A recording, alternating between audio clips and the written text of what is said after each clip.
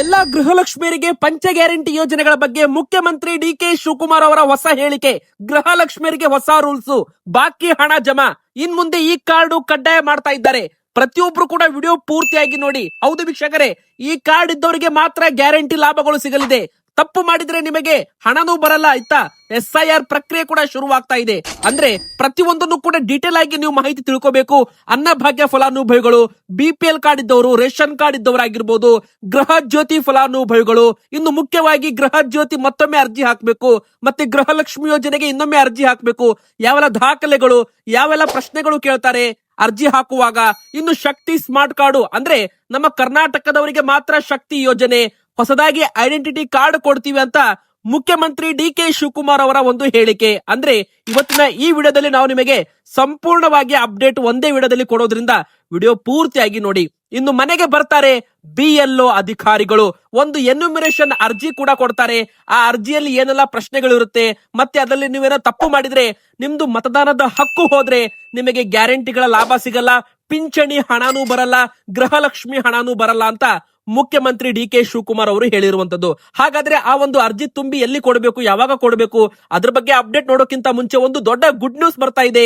America Iran ನಡುವಿನ ಯುದ್ಧ ಕೊನೆಯಾಯಿತು. ಹೌದು ವೀಕ್ಷಕರೇ, 19ನೇ ತಾರೀಕಿಗೆ ಅಧಿಕೃತವಾಗಿ ಎಲ್ಲ ಯುದ್ಧಗಳು ಮುಗಿಯಲಿದೆ ಅಂತ ಅಮೆರಿಕ ಅಧ್ಯಕ್ಷ ಡೊನಾಲ್ಡ್ ಟ್ರಂಪ್ ಹೇಳಿಕೆ ಕೊಟ್ಟಿದ್ದಾರೆ. ಕಚ್ಚಾ ತೈಲ ಬೆಲೆ ಇಳಿಕೆ ಆಗ್ತಾ ಇದೆ. ಇನ್ನೊಂದು ಕಡೆಗೆ ಪೆಟ್ರೋಲ್ ಡೀಸೆಲ್ ಬೆಲೆ ಮತ್ತೆ ಇಳಿಕೆ ಆಗುತ್ತೆ. ಇಷ್ಟು ದಿನ ಕಾಡಿದ ಗ್ಯಾಸ್ ಸಿಲಿಂಡರ್ ಸಮಸ್ಯೆಗೆ ಅಂತ್ಯ ಅಂತಾನೆ ಹೇಳ್ಬೋದು. ಅಂದ್ರೆ ಎಲ್ಲಾ ಗ್ಯಾಸ್ ಸಿಲಿಂಡರ್ ಸಮಸ್ಯೆ ಕೊನೆ ಆಗ್ತಾ ಇದೆ ಅಂತಾನು ಕೂಡ ಇಲ್ಲಿ ಹೇಳ್ಬಹುದು ವೀಕ್ಷಕರೇ.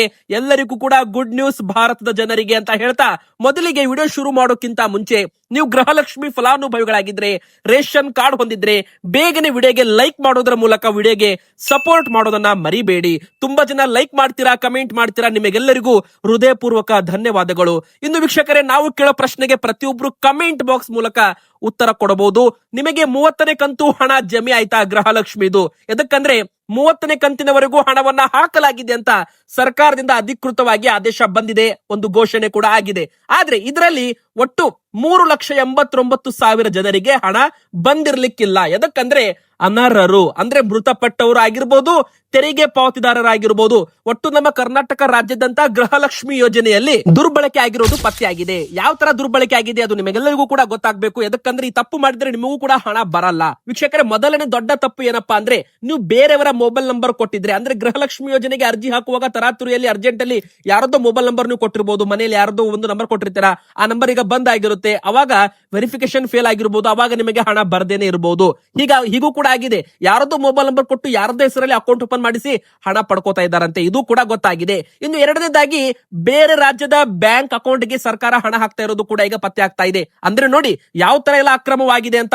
ಗೃಹಲಕ್ಷ್ಮಿ ಯೋಜನೆ ಕೇವಲ ಕರ್ನಾಟಕದ ಮಹಿಳೆಯರಿಗೆ, ಯಜಮಾನಿಯರಿಗೆ ಮಾತ್ರ, ಆದ್ರೆ ಬೇರೆ ರಾಜ್ಯದವರಿಗೆ ಹೇಗೆ ಹಣ ಹೋಗ್ತಾ ಇದೆ ಇದನ್ನು ಕೂಡ ಪರಿಶೀಲನೆ ಮಾಡಲಾಗ್ತಾ ಇದೆ. ಇದು ಕೂಡ ಅಕ್ರಮ ಅಂತಾನೆ ಹೇಳ್ಬಹುದು. ಅಂದ್ರೆ ದುರ್ಬಳಕೆ ಆಗಿದೆ, ಇದನ್ನ ಕಡಿವಾಣ ಹಾಕ್ಲೇಬೇಕು ಅಂತಾನೆ ಮುಖ್ಯಮಂತ್ರಿ ಡಿ.ಕೆ. ಶಿವಕುಮಾರ್ ಅವರು ಈ ಒಂದು ಯೋಜನೆಯಲ್ಲಿ ಪರಿಶೀಲನೆ ಮತ್ತು ಫಿಲ್ಟರ್ ಮಾಡೋದಕ್ಕೆ ಶುರು ಮಾಡಿರುವಂತದ್ದು. ಇನ್ನು ಮೂರನೇದೇನಪ್ಪಾ ಅಂದ್ರೆ, ಮೃತಪಟ್ಟವರು. ಗೃಹಲಕ್ಷ್ಮಿ ಯೋಜನೆಗೆ ಜಾರಿ ಆದ ಬಳಿಕ ಮೃತಪಟ್ಟಿದ್ದಾರೆ. ಮೃತಪಟ್ಟವರ ಮನೆಯವರು ಆ ಒಂದು ATM ಕಾರ್ಡ್ ಬಳಸಿ ಹಣವನ್ನ ವಿಡ್ರಾಲ್ ಮಾಡ್ಕೊಂಡಿದ್ದಾರೆ. ಇದು ಕೂಡ ದೊಡ್ಡ ತಪ್ಪು ಅಂತಾನೆ ಹೇಳ್ಬಹುದು. ಇದು ಕಳ್ಳಾಟ, ಮನೆಯವರು ಮಾಡಿರೋ ಇದು ಕಳ್ಳಾಟ ಅಂತಾನೆ ಹೇಳ್ಬಹುದು. ಈ ತರ ಮಾಡಬಾರ್ದು. ಮನೆಯವರು ಕೂಡ ಮೃತಪಟ್ಟಿದ್ರೆ ಅವರ ಒಂದು ಬ್ಯಾಂಕ್ ಅಕೌಂಟ್ ಅನ್ನ ಬಂದ್ ಮಾಡಿಸಬೇಕು ಅಥವಾ ಅಕೌಂಟ್ ಅನ್ನ ಕ್ಲೋಸ್ ಮಾಡಿಸಬೇಕು. ಆ ತರ ಮಾಡಿಲ್ಲ. ಇನ್ನು ನಾಲ್ಕನೇದಾಗಿ, ತೆರಿಗೆ ಪಾವತಿದಾರರಿಗೆ ಹಣ ಕೊಡಲ್ಲ ಅಂತ ಮೊದಲೇ ಸರ್ಕಾರ ಹೇಳಿದೆ. ಆದ್ರೂ ಕೂಡ ಇಲ್ಲ ಅಂತ ಹೇಳಿ ನಕಲಿಯಾಗಿ ಒಂದು ಯೋಜನೆಯಲ್ಲಿ ಜಾಯ್ನ್ ಆಗಿದ್ದಾರೆ. ಅಂತವರನ್ನು ಕೂಡ ಪತ್ತೆ ಹಚ್ಚಲಾಗಿದೆ. ಅಂದ್ರೆ ಯಜಮಾನಿಯರಾಗಿರ್ಬೋದು ಅಥವಾ ಗೃಹಲಕ್ಷ್ಮಿಯರ ಯಜಮಾನರು ಪತಿ ಏನಾದ್ರೂ ಆದಾಯ ತೆರಿಗೆ ಪಾವತಿದಾರರಾಗಿದ್ರೆ, GST ರಿಟರ್ನ್ಸ್ ಪಾವತಿ ಮಾಡ್ತಾ ಇದ್ರೆ ಅಂತವರಿಗೆ ಗೃಹಲಕ್ಷ್ಮಿ ಹಣ ಬರಲ್ಲ. ಗೃಹಲಕ್ಷ್ಮಿ ಆಗಿರ್ಲಿ, ಅವರ ಯಜಮಾನರಾಗಿರ್ಲಿ, ಈ ತರ ಒಂದು ಯೋಜನೆಗೆ ಅರ್ಜಿ ಹಾಕಬಾರ್ದು ಅಂತ ಮೊದಲೇ ನಿಯಮ ಕೂಡ ಇತ್ತು. ಆದ್ರೂ ಕೂಡ ತುಂಬಾ ಜನ ಹಣ ಪಡ್ಕೊಂಡಿದ್ದಾರೆ. ಇದೆಲ್ಲಾನು ಕೂಡ ಈಗ ಪರಿಶೀಲನೆ ಮಾಡ್ತಾ ಇದ್ದಾರೆ. ನೋಡಿ, ಈಗ 31ನೇ ಕಂತು ಹಣ ಬರ್ಬೇಕಂದ್ರೆ ನೀವೇನ್ ಮಾಡ್ಬೇಕು, ಯಾವೆಲ್ಲ ಒಂದು ಅರ್ಜಿ ಹಾಕುವಾಗ ಏನೆಲ್ಲ ಪ್ರಶ್ನೆಗಳಿರ್ತವೆ. ಮೊದಲಿಗೆ ಹೇಳ್ಬೇಕಂದ್ರೆ, ಯಜಮಾನಿಯ ರೇಷನ್ ಕಾರ್ಡು, ನಿಮ್ಮ ರೇಷನ್ ಕಾರ್ಡ್ ಅಲ್ಲಿ ನೀವು ಯಜಮಾನಿ ಸ್ಥಾನದಲ್ಲಿ ಇರಬೇಕು. ಇನ್ನು ಮುಖ್ಯವಾಗಿ ನಿಮ್ದು ಆಧಾರ್ ಕಾರ್ಡು, ಮತ್ತೆ ಆಧಾರ್ ಕಾರ್ಡ್ಗೆ ಲಿಂಕ್ ಇದ್ದ ಮೊಬೈಲ್ ಸಂಖ್ಯೆ ಮತ್ತು ನಿಮ್ದು ಬಯೋಮೆಟ್ರಿಕ್. ಇದರ ಜೊತೆಗೆ ಅಂದ್ರೆ ಹಿಂದಿನ ಗೃಹಲಕ್ಷ್ಮಿ ಹಣ ಪಡೆದಿದ್ರೆ ಅದರ ಬಗ್ಗೆನೂ ಕೂಡ ವಿವರ ಕೇಳ್ತಾರೆ. ಜಾತಿ ಮಾಹಿತಿ ಕೂಡ ಕೇಳಬಹುದು. ಪತಿಯ ಹೆಸರು ಮತ್ತು ಅವರ ಆಧಾರ್ ಕಾರ್ಡು, ಆಧಾರ್ ದಾಖಲಾತಿ ಸಲ್ಲಿಕೆ ಆಗುತ್ತೆ. ಮತ್ತೆ ಇನ್ಕಮ್ ಟ್ಯಾಕ್ಸ್ ತೆರಿಗೆ, ಅಂದ್ರೆ ಆದಾಯ ತೆರಿಗೆ ಪಾವತಿ ಮಾಡ್ತೀರಾ, GST ಪಾವತಿದಾರರಾಗಿದ್ರ ಅದರ ಬಗ್ಗೆನೂ ಕೂಡ ಇಲ್ಲಿ ಇನ್ಫಾರ್ಮೇಶನ್ ಕೇಳಬಹುದು. APL ಕಾರ್ಡ್ ಇದೆಯೋ, BPL ಕಾರ್ಡ್ ಇದೆಯೋ, AY ಕಾರ್ಡ್ ಇದೆಯೋ ಇದರ ಬಗ್ಗೆ ಕೂಡ ಪ್ರಶ್ನೆ ಕೇಳ್ತಾರೆ. ಇನ್ನೊಂದು ಇಂಪಾರ್ಟೆಂಟ್ ಏನಂದ್ರೆ ಎಲ್ಲಾ ಪ್ರಶ್ನೆಗೂ ಉತ್ತರ ಕೊಡಬೇಕು, ಮತ್ತೆ ನಿಮ್ದು ಕಡ್ಡಾಯವಾಗಿ ವೋಟಿಂಗ್ ಪವರ್ ಇರಬೇಕು, ಅಂದ್ರೆ ಮತದಾನದ ಹಕ್ಕು ನಿಮ್ದು ಇರಬೇಕು. ವೋಟಿಂಗ್ ಕಾರ್ಡ್ ಇಲ್ಲ ಅಂದ್ರೂ ಕೂಡ ಗ್ಯಾರಂಟಿ ಯೋಜನೆಗಳು ಸಿಗೋದಿಲ್ಲ ಅಂತ ಮೊದಲೇ ಒಂದು ಹೇಳಿಕೆ DK ಶಿವಕುಮಾರ್ ಮುಖ್ಯಮಂತ್ರಿಗಳು ಒಂದು ಹೇಳಿಕೆಯನ್ನ ಕೊಟ್ಟಿದ್ದಾರೆ. ಕೇವಲ ಗೃಹಲಕ್ಷ್ಮಿ ಹಣ ಮಾತ್ರ ಅಲ್ಲ, ಪಂಚ ಗ್ಯಾರಂಟಿ ಯೋಜನೆಗಳು, ಪಿಂಚಣಿ ಹಣನು ಬರ್ಬೇಕಂದ್ರೆ ಕಡ್ಡಾಯವಾಗಿ ನಿಮ್ದು ವೋಟಿಂಗ್ ಇರಬೇಕು. ವೋಟ್ ಹಾಕೋರಿಗೆ ಮಾತ್ರ ಈ ಒಂದು ಗ್ಯಾರಂಟಿಗಳ ಲಾಭ ಸಿಗಲಿದೆ ಅಂತ ಒಂದು ಮಾಹಿತಿ ಕೂಡ ಸಿಕ್ಕಿದೆ. ಇನ್ನು ಎರಡನೇದಾಗಿ ಹೇಳ್ಬೇಕಂದ್ರೆ ವೋಟ್ ಹಾಕೋರಿಗೆ ಉಚಿತ ಪ್ರಯಾಣ ಅಂತ ಅಧಿಕೃತವಾಗಿ ಒಂದು ಘೋಷಣೆ ಮುಖ್ಯಮಂತ್ರಿ DK ಶಿವಕುಮಾರ್ ಸರ್ ಮಾಡಿರುವಂತದ್ದು. ನೋಡಿ, ನಮ್ಮ ಕರ್ನಾಟಕ ರಾಜ್ಯದ ಮಹಿಳೆಯರಿಗೆ ಮಾತ್ರ ಶಕ್ತಿ ಯೋಜನೆ ಅಂದ್ರೆ ಇನ್ನು ಕೆಲವೇ ದಿನಗಳಲ್ಲಿ, ಒಂದು ವಾರದಲ್ಲಿ ಶಕ್ತಿ ಸ್ಮಾರ್ಟ್ ಕಾರ್ಡ್ ವಿತರಣೆ, ಒಂದು ಸ್ಪೆಷಲ್ ಐಡೆಂಟಿಟಿ ಕಾರ್ಡ್ ಕೂಡ, ಗ್ಯಾರಂಟಿ ಕಾರ್ಡ್ ಕೂಡ ವಿತರಣೆ ಮಾಡ್ತೀವಿ ಅಂತ ಮುಖ್ಯಮಂತ್ರಿ DK ಶಿವಕುಮಾರ್ ಅವರು ಒಂದು ಹೇಳಿಕೆಯನ್ನ ಕೊಟ್ಟಿದ್ದಾರೆ. ಬಸ್ ನಲ್ಲಿ ಕರ್ನಾಟಕ ರಾಜ್ಯದವರಿಗೆ ಮಾತ್ರ ಉಚಿತ ಪ್ರಯಾಣ, ಕರ್ನಾಟಕ ರಾಜ್ಯದಲ್ಲಿ ಯಾರಿಗೆ ವೋಟ್ ಇದೆ ಅವರಿಗೆ ಮಾತ್ರ ಫ್ರೀ ಕೊಡಬೇಕು, ವೋಟ್ ಇಲ್ದವರಿಗೆ ಯಾಕೆ ಕೊಡ್ಬೇಕು ನಾವು ಅಂತ ಮುಖ್ಯಮಂತ್ರಿ DK ಶಿವಕುಮಾರ್ ಅವರು ಸುದ್ದಿಗಾರರೊಂದಿಗೆ ಮಾತನಾಡುವಾಗ ಒಂದು ಹೇಳಿಕೆ ಕೊಟ್ಟಿದ್ದಾರೆ. ಇಲ್ಲಿ ಯಾರಿದ್ದಾರೆ ಅವರಿಗೆ ಮಾತ್ರ ನಾವು ಅನುಕೂಲ ಮಾಡಬೇಕು, ಹೀಗಾಗಿ ಕ್ಯಾಬಿನೆಟ್ ನಲ್ಲಿ ಉಚಿತ ಪ್ರಯಾಣಕ್ಕೆ ಒಂದು ಐಡೆಂಟಿಟಿ ಕಾರ್ಡ್ ಕೊಡಬೇಕು ಅಂತ ತೀರ್ಮಾನಿಸಿದ್ದೇವೆ ಅಂತ ಒಂದು ಹೇಳಿಕೆ DK ಶಿವಕುಮಾರ್ ಮುಖ್ಯಮಂತ್ರಿಗಳು ಹೇಳಿರುವಂತದ್ದು. ವೀಕ್ಷಕರೇ ನೋಡಿ, ಒಂದು ಕಡೆಗೆ ಉಚಿತ ಪ್ರಯಾಣಕ್ಕೆ ಸ್ಮಾರ್ಟ್ ಕಾರ್ಡ್ ಕೊಡ್ತೀವಿ, ಅಕ್ರಮಕ್ಕೆ ಇದರಿಂದ ಬ್ರೇಕ್ ಬೀಳುತ್ತೆ. ಆಧಾರ್ ಕಾರ್ಡ್ ಅಂತೂ ಪೂರ್ತಿ ಬ್ರೇಕ್ ಅಂತಾನೆ ಹೇಳ್ಬಹುದು. ಮೊದಲಿಗೆ 3 ಕೋಟಿ ಸ್ಮಾರ್ಟ್ ಕಾರ್ಡ್ ವಿತರಣೆ ಗುರಿ ಇದೆ. ಅಂದ್ರೆ ನೀವು ಅರ್ಜಿ ಹಾಕಿದ ನಂತರ ನಿಮಗೆ ಸ್ಮಾರ್ಟ್ ಕಾರ್ಡ್ ವಿತರಣೆ ಆಗುತ್ತೆ. ಸ್ಮಾರ್ಟ್ ಕಾರ್ಡ್ ಬಂದ ಮೇಲೆ ಆಧಾರ್ ಕಾರ್ಡ್ ತೋರಿಸಿದ್ರೆ ಫ್ರೀ ಪ್ರಯಾಣ ಇರೋದಿಲ್ಲ, ಅಂದ್ರೆ ಆಧಾರ್ ಕಾರ್ಡ್ ತೋರಿಸಿದವರಿಗೆ ಫ್ರೀ ಪ್ರಯಾಣ ಬಂದ್ ಆಗುತ್ತೆ. ಇನ್ನು ಕೆಲವೇ ದಿನ, ಸದ್ಯಕ್ಕಂತೂ ಇನ್ನು ಜಾರಿಗೆ ಬಂದಿಲ್ಲ, ಇನ್ನು 1 ವಾರದ ಒಳಗೆ ಜಾರಿಗೆ ಬಂದ ಮೇಲೆ, ಅರ್ಜಿ ಹಾಕಿದ ಮೇಲೆ, ನಿಮ್ಮ ಕೈಗೆ ಸ್ಮಾರ್ಟ್ ಕಾರ್ಡ್ ಬಂದ ಮೇಲೆ, ಈ ಒಂದು ಶಕ್ತಿ ಸ್ಮಾರ್ಟ್ ಕಾರ್ಡ್ ಬಂದ ಮೇಲೆ ಆಧಾರ್ ಕಾರ್ಡ್ಗೆ ಬ್ರೇಕ್ ಬೀಳುತ್ತೆ. ಅಲ್ಲಿ ತನಕ ಯಾರು ಕೂಡ ಚಿಂತೆ ಮಾಡಬೇಡಿ. 1 ವಾರದಲ್ಲಿ ಎಲ್ಲದಕ್ಕೂ ಕೂಡ ಗೈಡ್ ಲೈನ್ಸ್ ಹೊಸದಾಗಿ ಸರ್ಕಾರದಿಂದ ಬರ್ತಾ ಇದೆ. ಇನ್ನು ಮೂರನೇದಾಗಿ ಹೇಳ್ಬೇಕಂದ್ರೆ, ನಿಮ್ಮ ಹತ್ತಿರ BPL ಕಾರ್ಡ್ ಇರ್ಲಿ, AY ಕಾರ್ಡ್ ಇರ್ಲಿ, ನಿಮಗೂ ಕೂಡ ಒಂದು ಗುಡ್ ನ್ಯೂಸ್ ಕೂಡ ಇದೆ ವೀಕ್ಷಕರೇ. ಅದೇನಪ್ಪಾ ಅಂದ್ರೆ ಬಾಕಿ ಪಡಿತರ ವಿತರಣೆ. ಹೌದು, ಯಾರಿಗೆಲ್ಲ ಮೇ ತಿಂಗಳಲ್ಲಿ ಪಡಿತರ ವಿತರಣೆ ವಿಳಂಬವಾಗಿತ್ತು ಅವರು ಈ ತಿಂಗಳು ಪಡಿತರ ಪಡ್ಕೋಬೇಕಾಗುತ್ತೆ. ಅಂದ್ರೆ ಸರ್ವರ್ ಸಮಸ್ಯೆಯಿಂದಾಗಿ ಪಡಿತರ ವಿತರಣೆ ವಿಳಂಬವಾಗಿತ್ತು. ನ್ಯಾಯಬೆಲೆ ಅಂಗಡಿಗೆ ಹೋಗೋದು, ಖಾಲಿ ಚೀಲ ತಗೊಂಡು ಮನೆಗೆ ವಾಪಸ್ ಬರೋದು, ಇದೇ ಆಗಿದೆ. ಎದಕ್ಕಂದ್ರೆ ಸರ್ವರ್ ಸಮಸ್ಯೆ. ಕೇಂದ್ರ ಸರ್ಕಾರ 2 ತಿಂಗಳದ್ದು ಪಡಿತರ ಒಟ್ಟಿಗೆ ಕೊಡಿ ಅಂತ ಒಂದು ಹೇಳಿಕೆ ಕೊಟ್ಟಿತ್ತು. 2 ಬಾರಿ ಬೆರಳಚ್ಚು ಕೊಡೋದು, 2 ಬಾರಿ ಒಂದು ಪಡಿತರ ಪಡ್ಕೊಳ್ಳುವಾಗ ಆ ಸರ್ವರ್ ಸಮಸ್ಯೆಯಿಂದಾಗಿ ಕರ್ನಾಟಕದ ಕೋಟ್ಯಾಂತರ ಫಲಾನುಭವಿಗಳಿಗೆ, ಅಂದ್ರೆ ಕೆಲವೊಂದು ಜಿಲ್ಲೆಗಳಲ್ಲಿ, ಕೆಲವು ತಾಲೂಕುಗಳಲ್ಲಿ, ಹಳ್ಳಿಗಳಲ್ಲಿ ಪಡಿತರ ವಿತರಣೆ ಸಮಸ್ಯೆ ಆಗಿದ್ದು ಗೊತ್ತಾಗಿತ್ತು. ಇದರ ಪ್ರಕಾರ ಆಹಾರ ಸಚಿವರು KH ಮುನಿಯಪ್ಪ ಅವರು ಬಾಕಿ ಪಡಿತರ ವಿತರಣೆ ಮಾಡ್ತೀವಿ, ಇಂದಿರಾ ಕಿಟ್ ಕೂಡ ವಿತರಣೆ ಮಾಡ್ತೀವಿ ಅಂತ ಜೂನ್ ತಿಂಗಳಿಂದ ಮಾಡ್ತೀವಿ ಅಂತ ಹೇಳಿಕೆ ಕೊಟ್ಟಿದ್ರು. ಆದ್ರೆ ಸದ್ಯಕ್ಕೆ ಸ್ವಲ್ಪ ವಿಳಂಬವಾಗುವ ಚಾನ್ಸ್ ಇದೆ. ಈಗ ನೋಡಿ, 10 ಕೆಜಿ ಅಕ್ಕಿ ವಿತರಣೆ ಮಾಡುವಂತೆ ಆಹಾರ ಇಲಾಖೆ ನ್ಯಾಯಬೆಲೆ ಅಂಗಡಿಗಳಿಗೆ ಹೇಳಿದೆ. ನೋಡಿ, ಒಬ್ಬ ವ್ಯಕ್ತಿಗೆ 10 ಕೆಜಿ ಅಕ್ಕಿ ಅಂದ್ರೆ ಹೋದ ತಿಂಗಳದ್ದು 5 ಕೆಜಿ, ಈ ತಿಂಗಳದ್ದು 5 ಕೆಜಿ, ಅಂದ್ರೆ ಮೇ ಮತ್ತು ಜೂನ್ 2 ತಿಂಗಳದ್ದು ಒಟ್ಟು 10 ಕೆಜಿ ಅಕ್ಕಿ ವಿತರಣೆ ಆಗ್ತಾ ಇದೆ. ಅಂದ್ರೆ ರಾಗಿ ವಿತರಣೆಗೆ ಬ್ರೇಕ್ ಬೀಳ್ತಾ ಇದೆ ಅಂತ ಹೇಳ್ಬಹುದು. ಕೇಂದ್ರ ಸರ್ಕಾರ ಅಕ್ಕಿ ಮತ್ತು ರಾಗಿ ವಿತರಣೆ ಮಾಡುವಂತೆ ಸೂಚನೆ ಕೊಟ್ಟಿದೆ.